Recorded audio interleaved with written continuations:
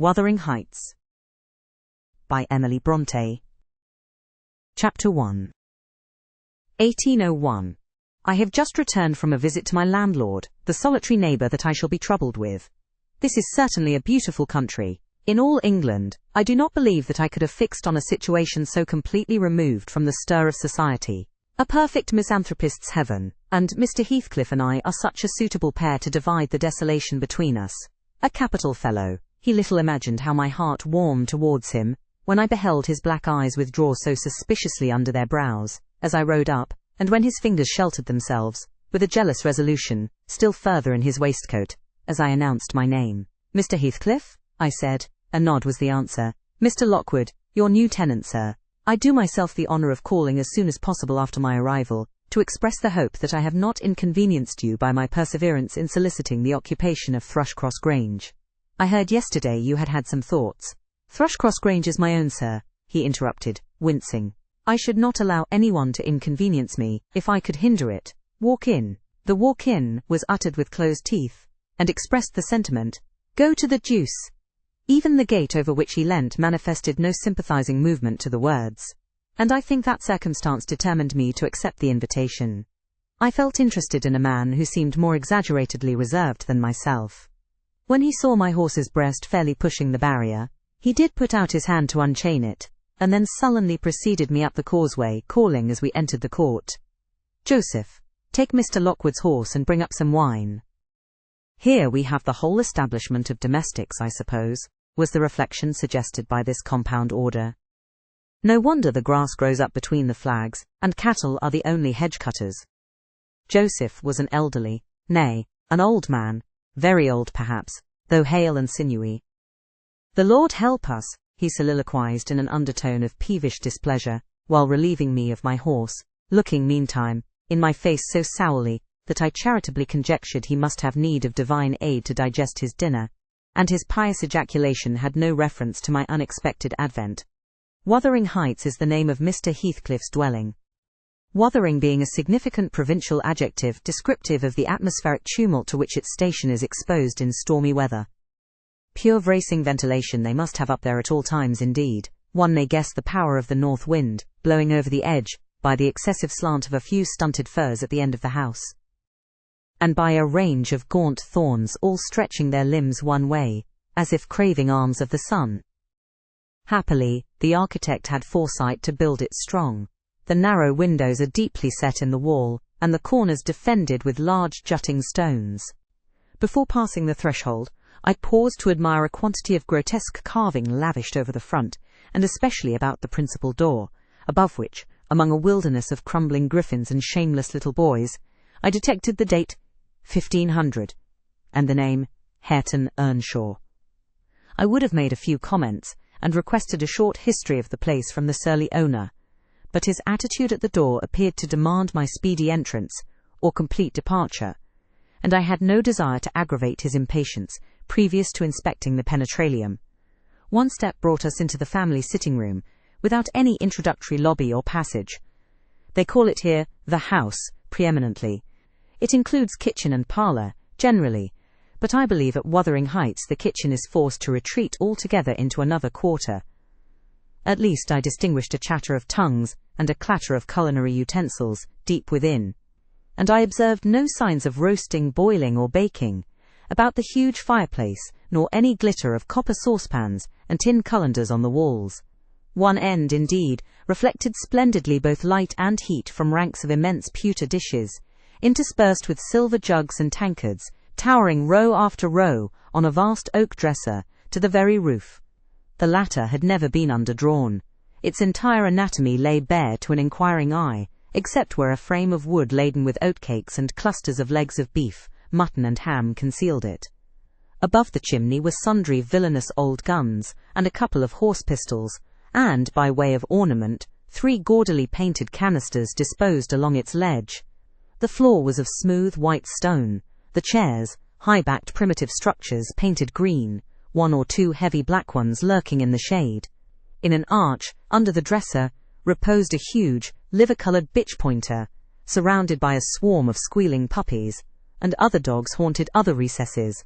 The apartment and furniture would have been nothing extraordinary, as belonging to a homely, northern farmer, with a stubborn countenance, and stalwart limbs set out to advantage in knee-breeches and gaiters. Such an individual seated in his armchair, his mug of ale frothing on the round table before him, is to be seen in any circuit of 5 or 6 miles among these hills, if you go at the right time after dinner. But Mr. Heathcliff forms a singular contrast to his abode and style of living. He is a dark-skinned gypsy in aspect, in dress and manners a gentleman. That is, as much a gentleman as many a country squire. Rather slovenly, perhaps, yet not looking amiss with his negligence, because he has an erect and handsome figure, and rather morose. Possibly, some people might suspect him of a degree of underbred pride. I have a sympathetic chord within that tells me it is nothing of the sort. I know, by instinct, his reserve springs from an aversion to showy displays of feeling, to manifestations of mutual kindliness. He'll love and hate equally under cover, and esteem it a species of impertinence to be loved or hated again. No, I'm running on too fast. I bestow my own attributes over-liberally on him. Mr. Heathcliff may have entirely dissimilar reasons for keeping his hand out of the way when he meets a would-be acquaintance, to those which actuate me. Let me hope my constitution is almost peculiar. My dear mother used to say I should never have a comfortable home, and only last summer I proved myself perfectly unworthy of one.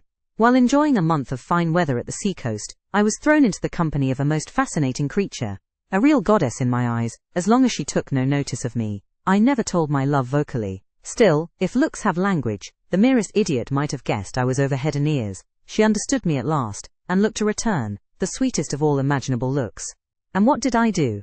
I confess it with shame, shrunk icily into myself like a snail, at every glance retired colder and farther, till finally the poor innocent was led to doubt her own senses, and, overwhelmed with confusion at her supposed mistake, persuaded her mamma to decamp.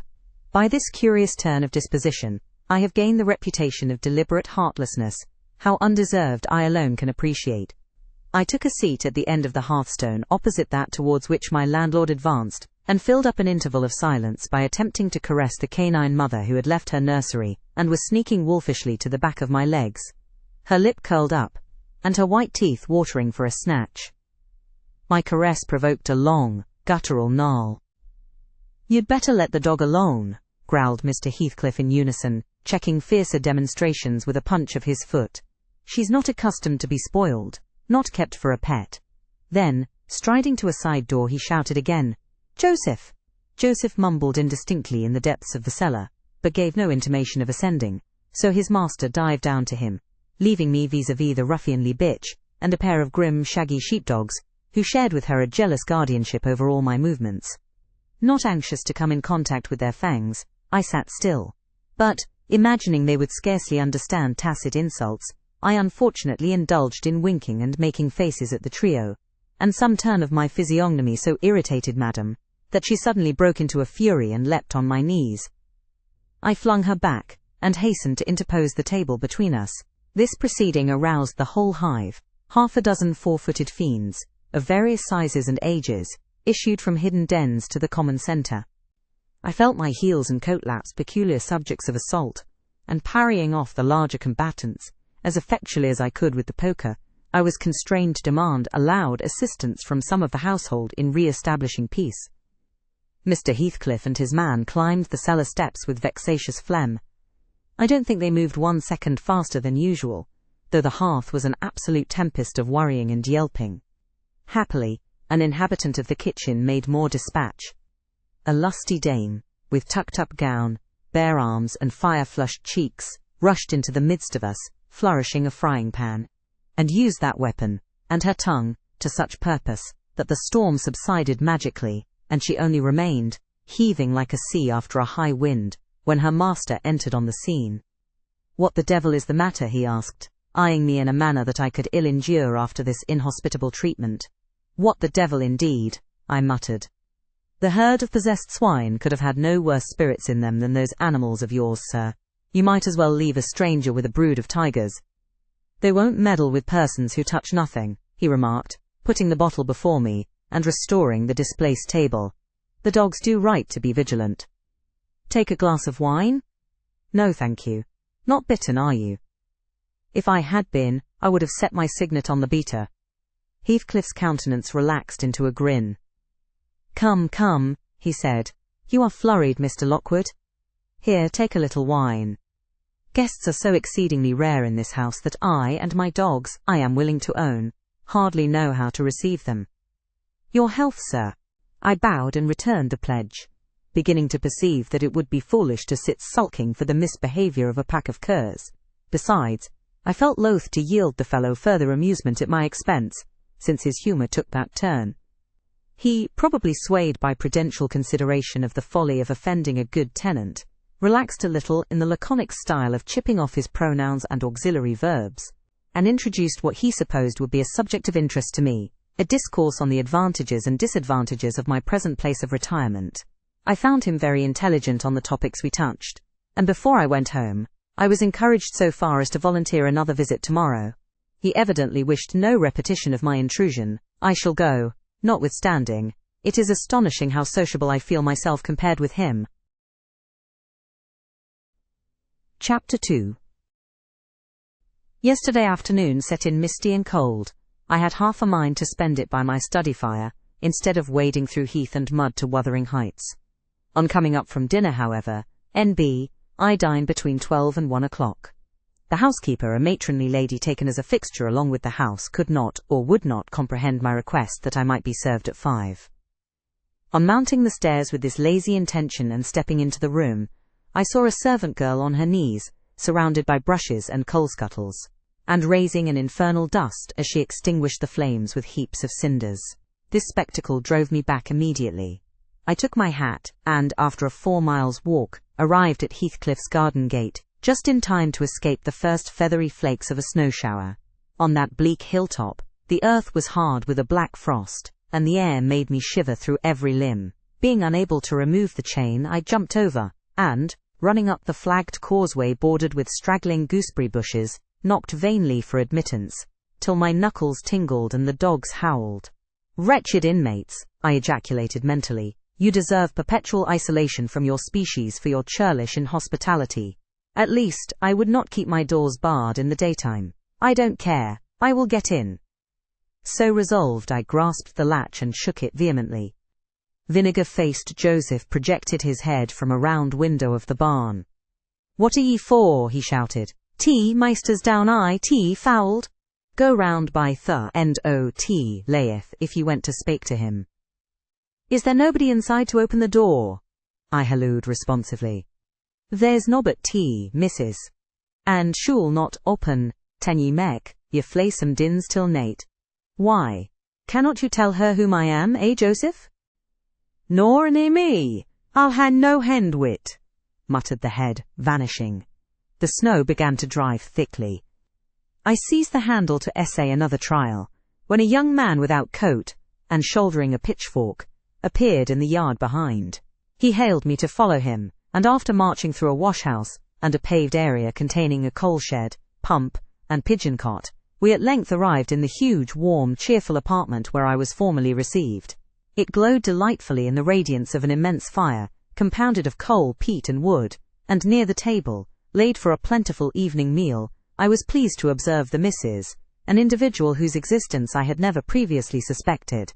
I bowed and waited, thinking she would bid me take a seat. She looked at me, leaning back in her chair, and remained motionless and mute. "Rough weather," I remarked. "I'm afraid, Mrs. Heathcliff, the door must bear the consequence of your servants, leisure attendants. I had hard work to make them hear me." She never opened her mouth. I stared. She stared also. At any rate, she kept her eyes on me in a cool, regardless manner, exceedingly embarrassing and disagreeable.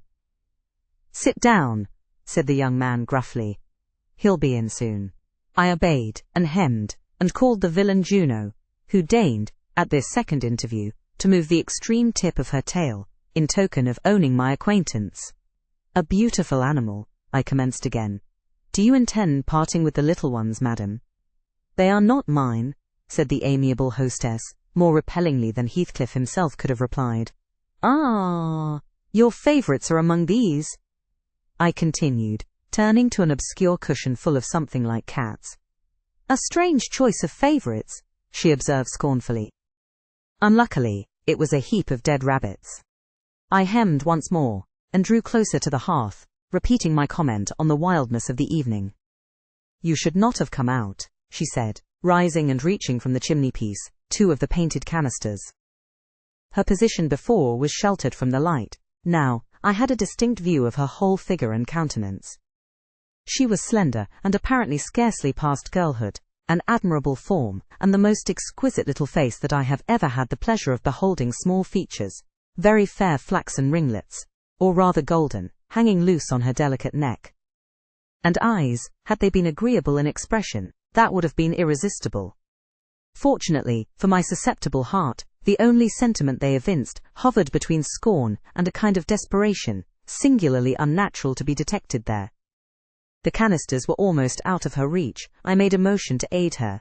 She turned upon me as a miser might turn if anyone attempted to assist him in counting his gold. "I don't want your help," she snapped. "I can get them for myself." "I beg your pardon," I hastened to reply. "Were you asked to tea?" she demanded, tying an apron over her neat black frock, and standing with a spoonful of the leaf poised over the pot. "I shall be glad to have a cup," I answered. "Were you asked?" she repeated. "No," I said, half smiling. "You are the proper person to ask me." She flung the tea back, spoon and all, and resumed her chair in a pet, her forehead corrugated, and her red underlip pushed out, like a child's ready to cry.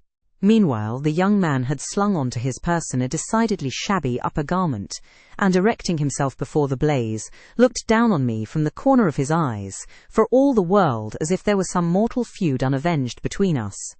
I began to doubt whether he were a servant or not.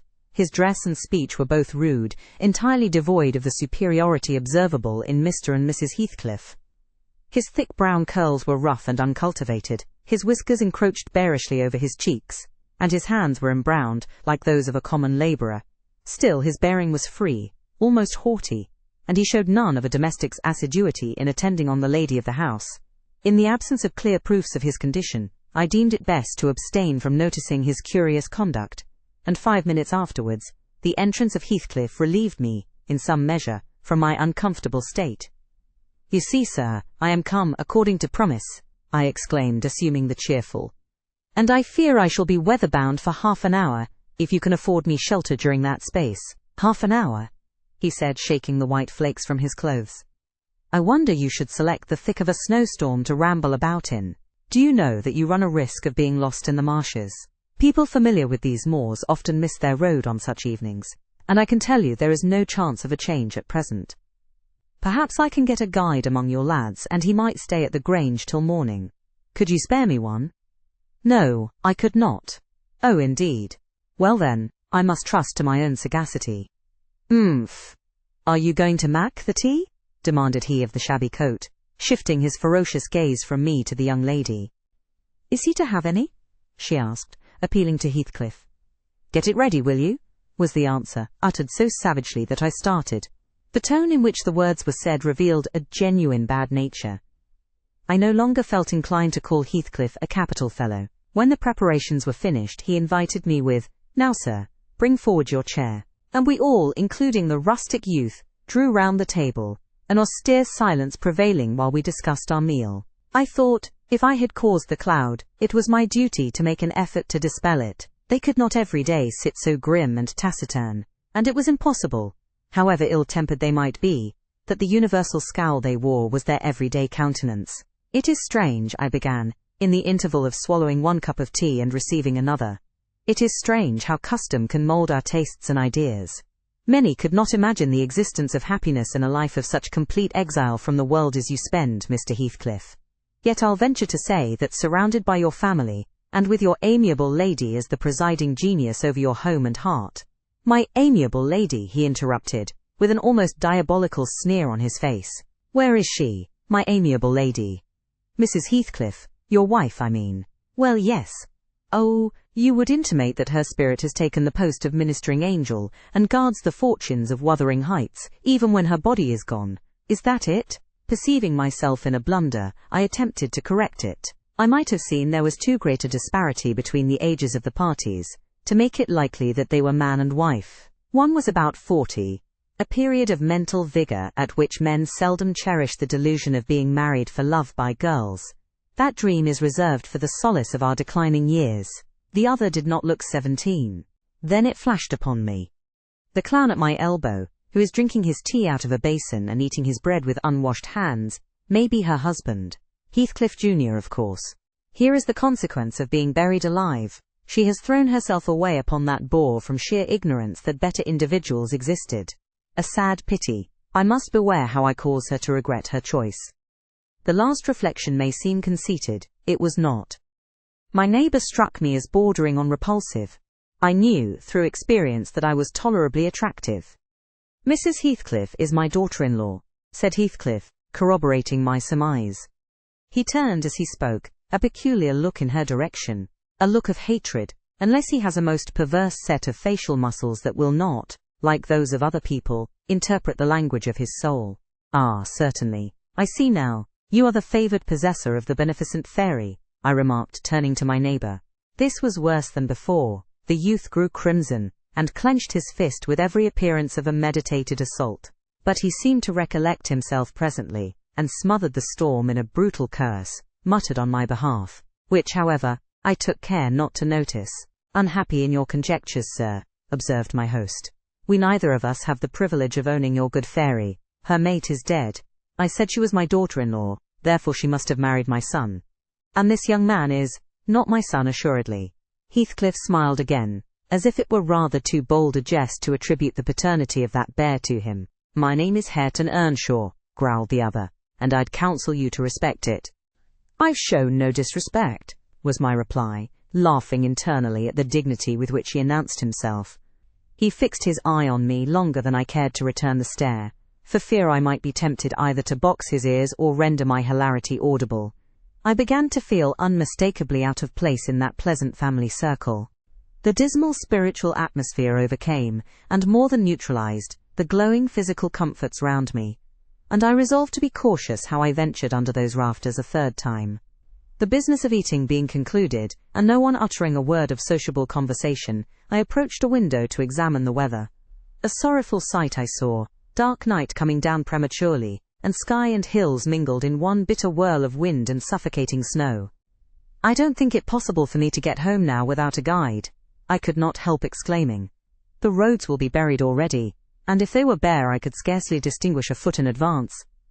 Hareton, drive those dozen sheep into the barn porch. They'll be covered if left in the fold all night, and put a plank before them, said Heathcliff. How must I do?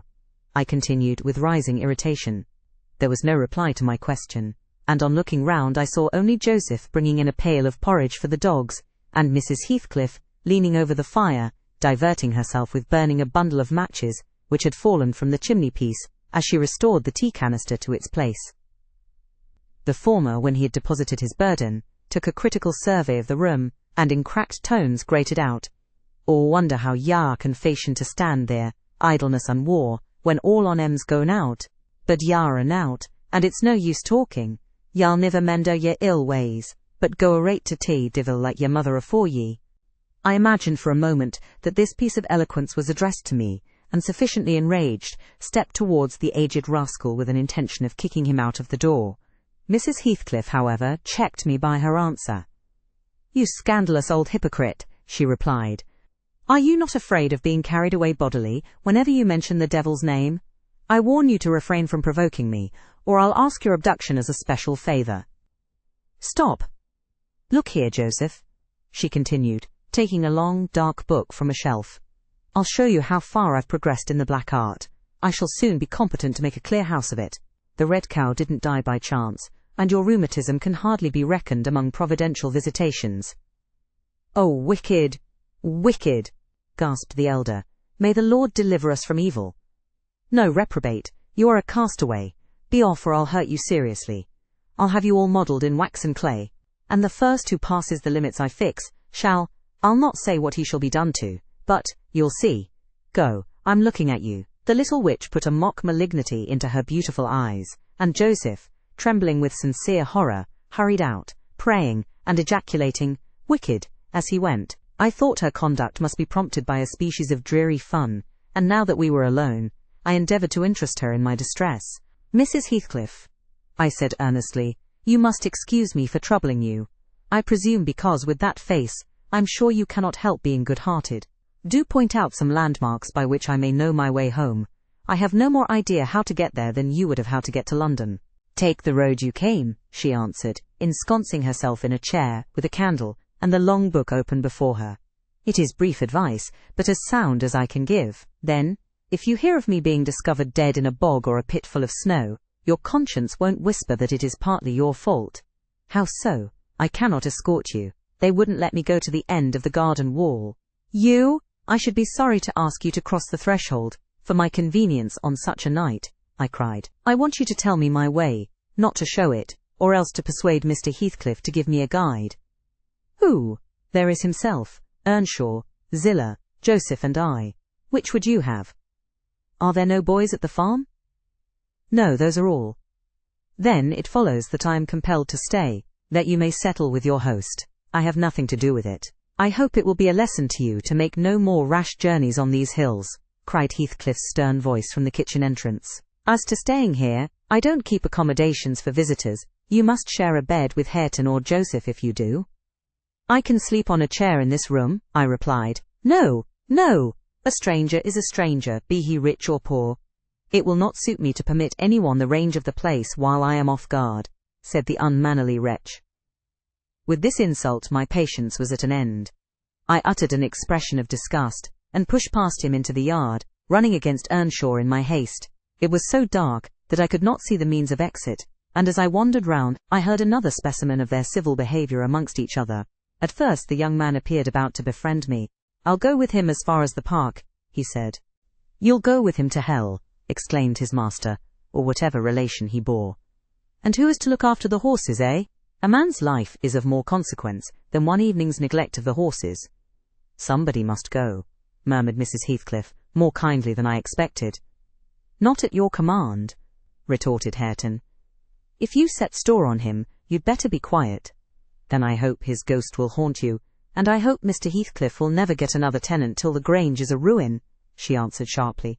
Hearken, hearken, shoes cursing on 'em, muttered Joseph, towards whom I had been steering. He sat within earshot, milking the cows by the light of a lantern, which I seized unceremoniously, and, calling out that I would send it back on the morrow, rushed to the nearest postern.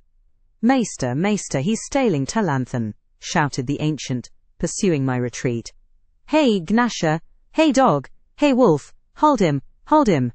On opening the little door, two hairy monsters flew at my throat, bearing me down, and extinguishing the light, while a mingled guffaw from Heathcliff and Hareton put the copestone on my rage and humiliation.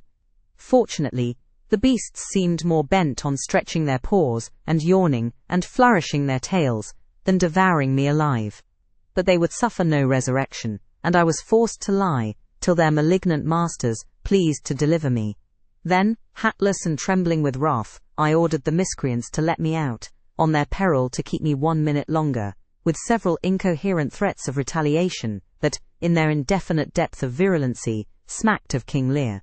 The vehemence of my agitation brought on a copious bleeding at the nose, and still Heathcliff laughed, and still I scolded.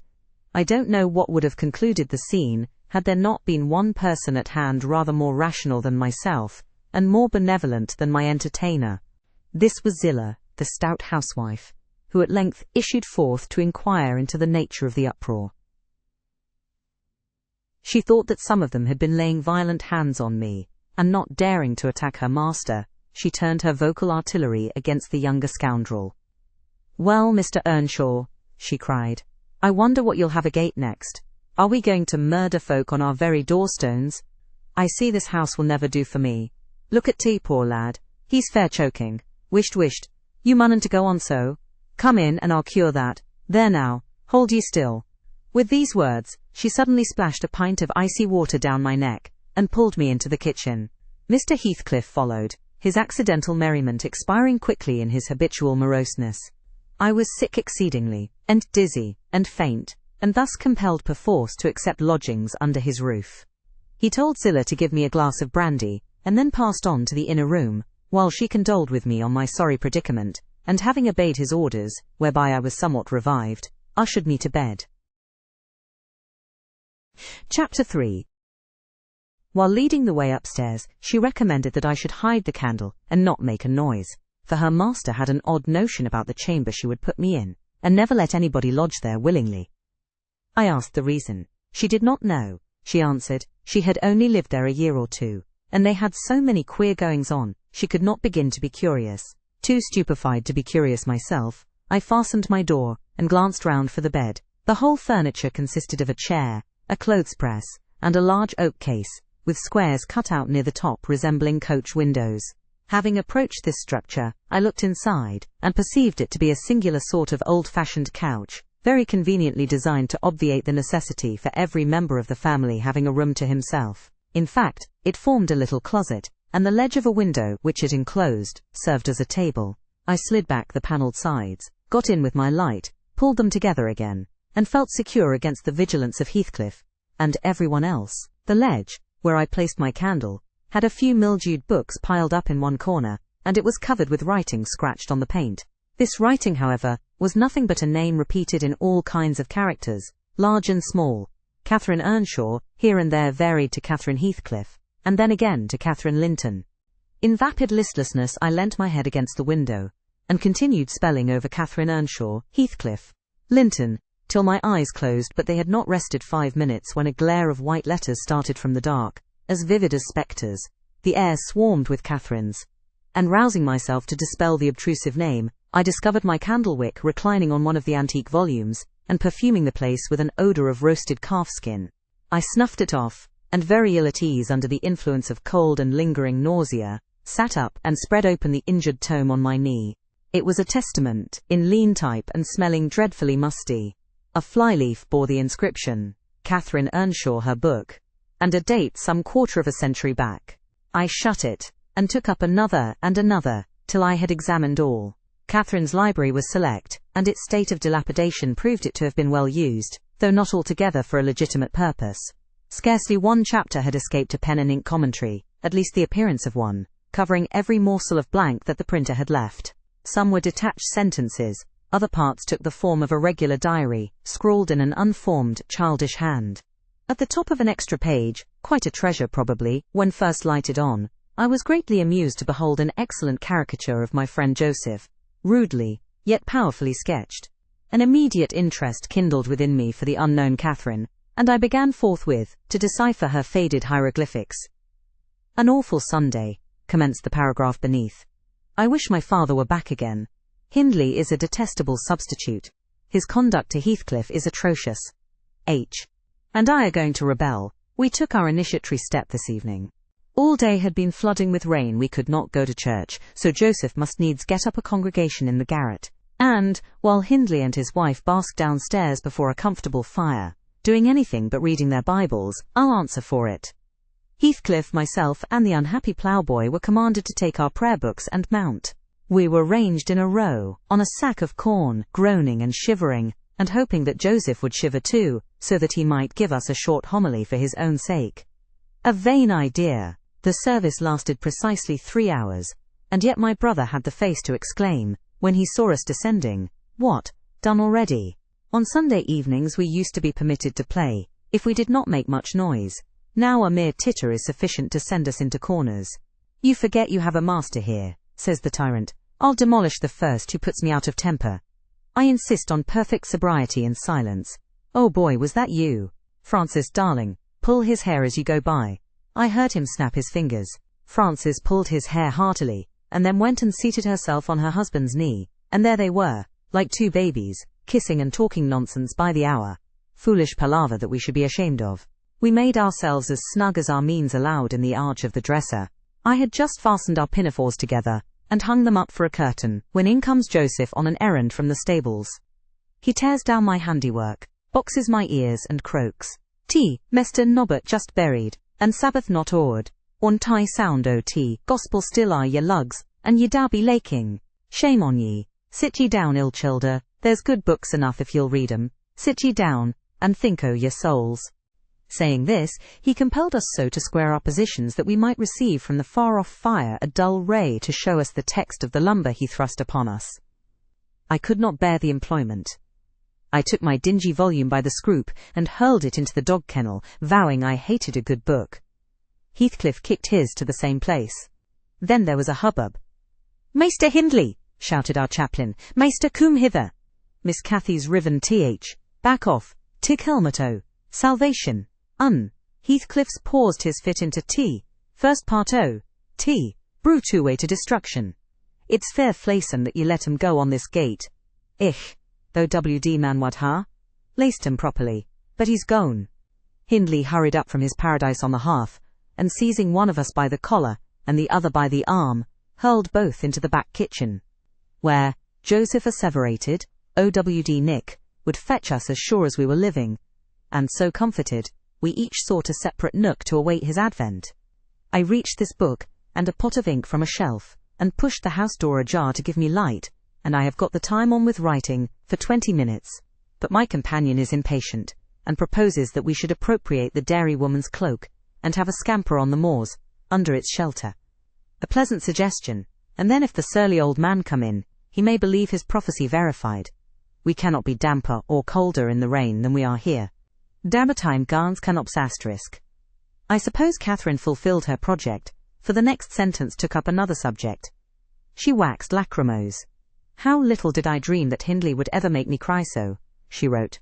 "My head aches, till I cannot keep it on the pillow, and still I can't give over. Poor Heathcliff. Hindley calls him a vagabond, and won't let him sit with us, nor eat with us any more, and he says, he and I must not play together, and threatens to turn him out of the house if we break his orders. He has been blaming our father, how dared he, for treating H too liberally, and swears he will reduce him to his right place." Night him asterisk. I began to nod drowsily over the dim page. My eye wandered from manuscript to print. I saw a red ornamented title, 70 times 7, and the first of the 71st. A pious discourse delivered by the Reverend Jabez Branderham in the chapel of Gimmerden Sars. And while I was, half-consciously, worrying my brain to guess what Jabez Branderham would make of his subject, I sank back in bed and fell asleep. Alas, for the effects of bad tea and bad temper. What else could it be that made me pass such a terrible night? I don't remember another that I can at all compare with it since I was capable of suffering. I began to dream, almost before I ceased to be sensible of my locality. I thought it was morning, and I had set out on my way home with Joseph for a guide. The snow lay yards deep in our road, and as we floundered on, my companion wearied me with constant reproaches that I had not brought a pilgrim's staff, telling me that I could never get into the house without one, and boastfully flourishing a heavy-headed cudgel which I understood to be so denominated. For a moment I considered it absurd that I should need such a weapon to gain admittance into my own residence. Then a new idea flashed across me. I was not going there. We were journeying to hear the famous Jabez Branderham preach, from the text, 70 times 7. And either Joseph the preacher, or I had committed the first of the 71st, and were to be publicly exposed and excommunicated. We came to the chapel. I have passed it really in my walks twice or thrice. It lies in a hollow between two hills, an elevated hollow near a swamp, whose peaty moisture is said to answer all the purposes of embalming on the few corpses deposited there. The roof has been kept whole hitherto, but as the clergyman's stipend is only £20 per annum, and a house with 2 rooms, threatening speedily to determine into one, no clergyman will undertake the duties of pastor, especially as it is currently reported that his flock would rather let him starve than increase the living by 1 penny from their own pockets. However, in my dream Jabez had a full and attentive congregation, and he preached. Good God! What a sermon! Divided into 490 parts, each fully equal to an ordinary address from the pulpit, and each discussing a separate sin.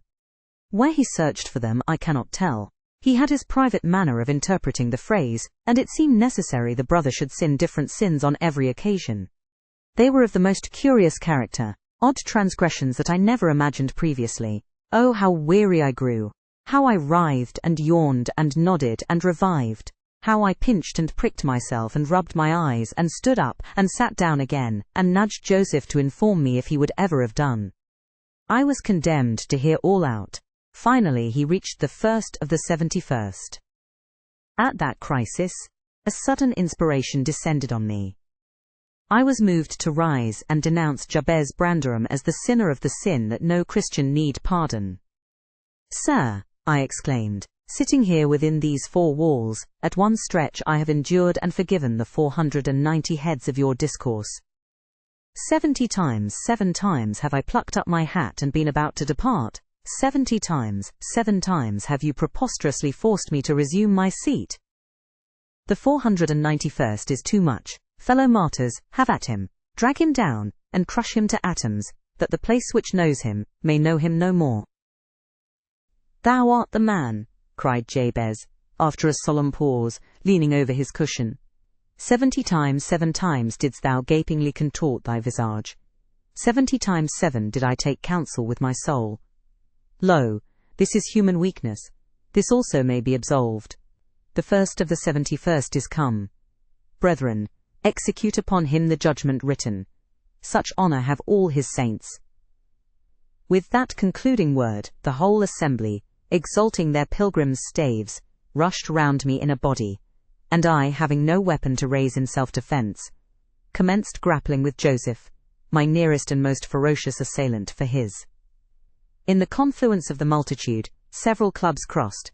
Blows, aimed at me, fell on other sconces. Presently the whole chapel resounded with rappings and counter-rappings. Every man's hand was against his neighbour, and Brandram, unwilling to remain idle, poured forth his zeal in a shower of loud taps on the boards of the pulpit, which responded so smartly that, at last, to my unspeakable relief, they woke me.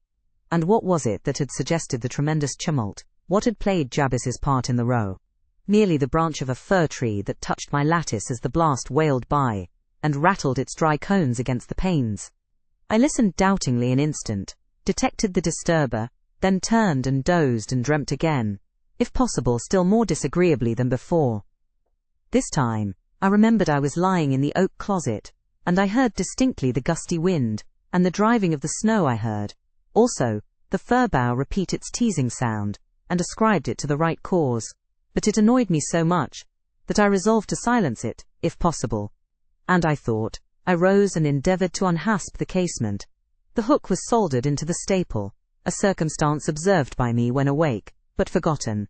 I must stop it, nevertheless, I muttered, knocking my knuckles through the glass, and stretching an arm out to seize the importunate branch, instead of which, my fingers closed on the fingers of a little ice-cold hand.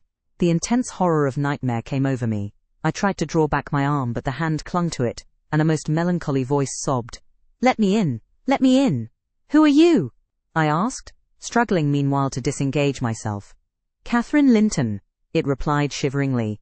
Why did I think of Linton? I had read Earnshaw 20 times for Linton. "I'm come home. I'd lost my way on the moor." As it spoke, I discerned, obscurely, a child's face looking through the window.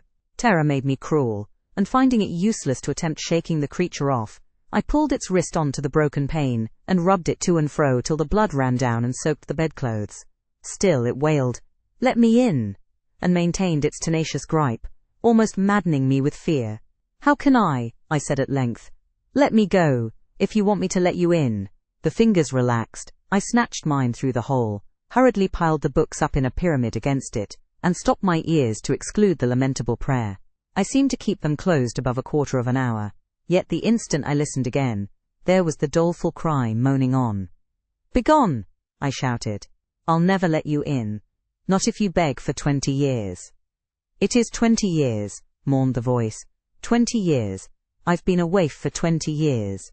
Thereat began a feeble scratching outside, and the pile of books moved as if thrust forward. I tried to jump up, but could not stir a limb, and so yelled aloud, in a frenzy of fright. To my confusion, I discovered the yell was not ideal. Hasty footsteps approached my chamber door. Somebody pushed it open with a vigorous hand, and a light glimmered through the squares at the top of the bed. I sat shuddering, yet and wiping the perspiration from my forehead. The intruder appeared to hesitate, and muttered to himself. At last he said, in a half-whisper, plainly not expecting an answer, "Is anyone here?" I considered it best to confess my presence, for I knew Heathcliff's accents, and feared he might search further if I kept quiet. With this intention, I turned and opened the panels. I shall not soon forget the effect my action produced. Heathcliff stood near the entrance, in his shirt and trousers, with a candle dripping over his fingers, and his face as white as the wall behind him. The first creak of the oak startled him like an electric shock. The light leaped from his hold to a distance of some feet, and his agitation was so extreme that he could hardly pick it up. "It is only your guest, sir," I called out, desirous to spare him the humiliation of exposing his cowardice further. "I had the misfortune to scream in my sleep, owing to a frightful nightmare. I'm sorry I disturbed you." "Oh, God confound you, Mr. Lockwood. I wish you were at the," commenced my host, setting the candle on a chair, because he found it impossible to hold it steady. "And who showed you up into this room?" he continued, crushing his nails into his palms and grinding his teeth to subdue the maxillary convulsions. "Who was it? I've a good mind to turn them out of the house this moment." "It was your servant Zillah," I replied, flinging myself onto the floor and rapidly resuming my garments. "I should not care if you did, Mr. Heathcliff. She richly deserves it. I suppose that she wanted to get another proof that the place was haunted, at my expense. Well, it is. Swarming with ghosts and goblins. You have reason in shutting it up, I assure you. No one will thank you for a doze in such a den." "What do you mean?" asked Heathcliff. "And what are you doing? Lie down and finish out the night since you are here. But for heaven's sake, don't repeat that horrid noise. Nothing could excuse it unless you were having your throat cut. If the little fiend had got in at the window, she probably would have strangled me," I returned. "I'm not going to endure the persecutions of your hospitable ancestors again. Was not the Reverend Jabez Branderham akin to you on the mother's side? And that minx, Catherine Linton, or Earnshaw, or however she was called, she must have been a changeling, wicked little soul. She told me she had been walking the earth these 20 years, a just punishment for her mortal transgressions, I've no doubt." Scarcely were these words uttered when I recollected the association of Heathcliff's with Catherine's name in the book, which had completely slipped from my memory, till thus awakened.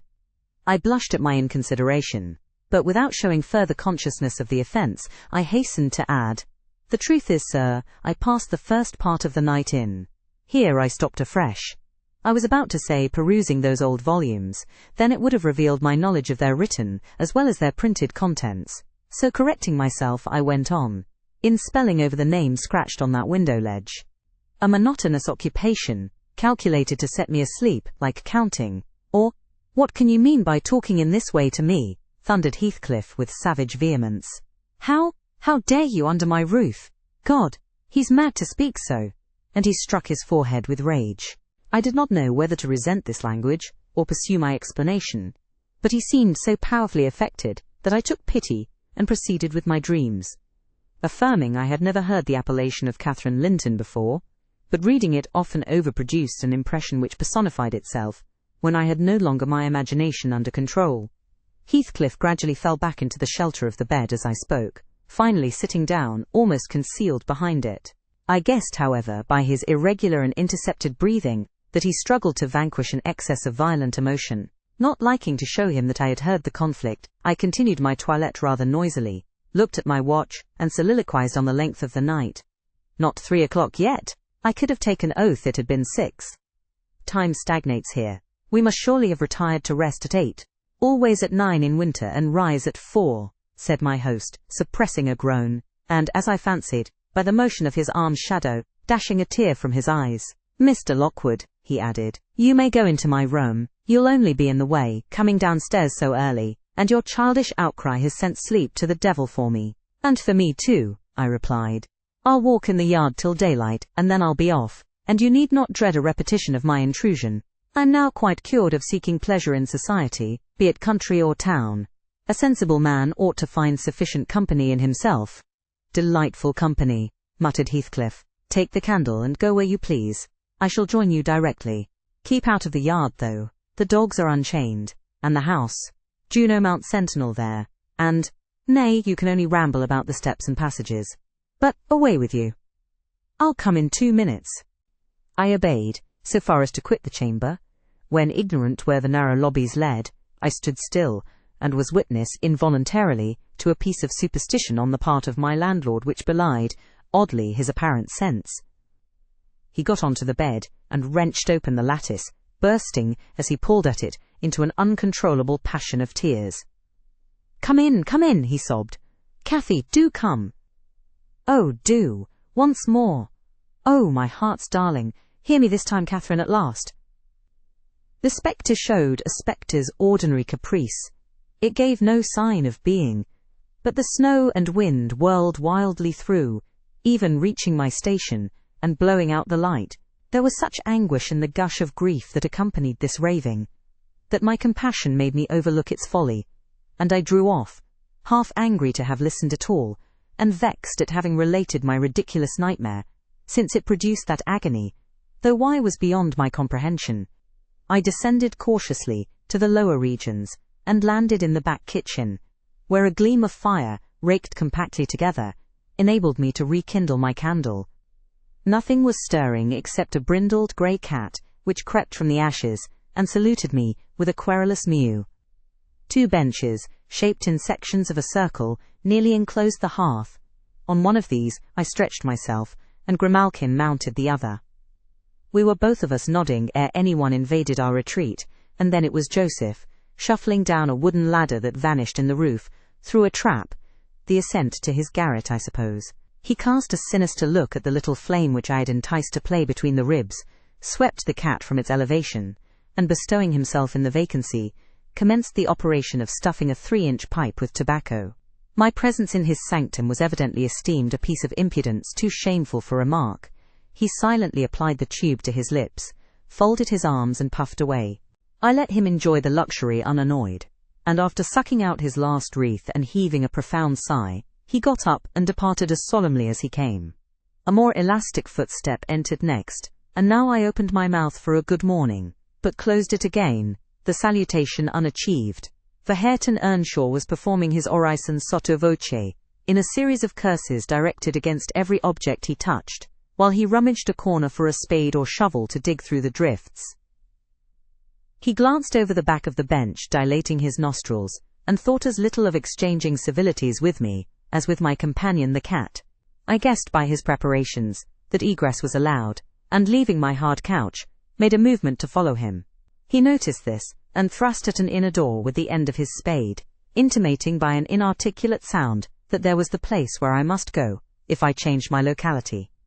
It opened into the house, where the females were already astir, Zillah urging flakes of flame up the chimney with a colossal bellows, and Mrs. Heathcliff, kneeling on the hearth, reading a book by the aid of the blaze. She held her hand interposed between the furnace heat and her eyes, and seemed absorbed in her occupation, desisting from it only to chide the servant for covering her with sparks, or to push away a dog now and then, that snoozled its nose over forwardly into her face. I was surprised to see Heathcliff there also. He stood by the fire, his back towards me, just finishing a stormy scene with poor Zillah, who ever and anon interrupted her labour to pluck up the corner of her apron, and heave an indignant groan. "And you worthless!" he broke out as I entered, turning to his daughter-in-law, and employing an epithet as harmless as duck or sheep, but generally represented by a dash. "There you are, at your idle tricks again. The rest of them do earn their bread. You live on my charity. Put your trash away, and find something to do. You shall pay me for the plague of having you eternally in my sight. Do you hear, damnable jade?" "I'll put my trash away because you can make me if I refuse," answered the young lady, closing her book, and throwing it on a chair. "But I'll not do anything, though you should swear your tongue out, except what I please." Heathcliff lifted his hand, and the speaker sprang to a safer distance. Obviously acquainted with its weight, having no desire to be entertained by a cat-and-dog combat, I stepped forward briskly, as if eager to partake the warmth of the hearth, and innocent of any knowledge of the interrupted dispute. Each had enough decorum to suspend further hostilities. Heathcliff placed his fists, out of temptation, in his pockets. Mrs. Heathcliff curled her lip, and walked to a seat far off, where she kept her word by playing the part of a statue during the remainder of my stay. That was not long. I declined joining their breakfast, and, at the first gleam of dawn, took an opportunity of escaping into the free air, now clear, and still, and cold as impalpable ice. My landlord hallooed for me to stop ere I reached the bottom of the garden, and offered to accompany me across the moor. It was well he did, for the whole hillback was one billowy white ocean, the swells and falls not indicating corresponding rises and depressions in the ground. Many pits, at least, were filled to a level, and entire ranges of mounds, the refuse of the quarries, blotted from the chart which my yesterday's walk left pictured in my mind. I had remarked on one side of the road, at intervals of 6 or 7 yards, A line of upright stones continued through the whole length of the barren. These were erected and daubed with lime on purpose to serve as guides in the dark, and also when a fall, like the present, confounded the deep swamps on either hand with the firmer path, but, excepting a dirty dot pointing up here and there, all traces of their existence had vanished. And my companion found it necessary to warn me frequently to steer to the right or left, when I imagined I was following, correctly, the windings of the road. We exchanged little conversation, and he halted at the entrance of Thrushcross Park, saying, I could make no error there. Our adieux were limited to a hasty bow, and then I pushed forward, trusting to my own resources, for the porter's lodge is untenanted as yet. The distance from the gate to the Grange is 2 miles. I believe I managed to make it 4, what with losing myself among the trees, and sinking up to the neck in snow, a predicament which only those who have experienced it can appreciate. At any rate, whatever were my wanderings, the clock chimed 12 as I entered the house, and that gave exactly an hour for every mile of the usual way from Wuthering Heights. My human fixture and her satellites rushed to welcome me, exclaiming tumultuously they had completely given me up. Everybody conjectured that I perished last night, and they were wondering how they must set about the search for my remains. I bid them be quiet, now that they saw me returned, and benumbed to my very heart, I dragged upstairs, whence, after putting on dry clothes, and pacing to and fro 30 or 40 minutes, to restore the animal heat, I adjourned to my study, feeble as a kitten. Almost too much so to enjoy the cheerful fire and smoking coffee, which the servant had prepared for my refreshment.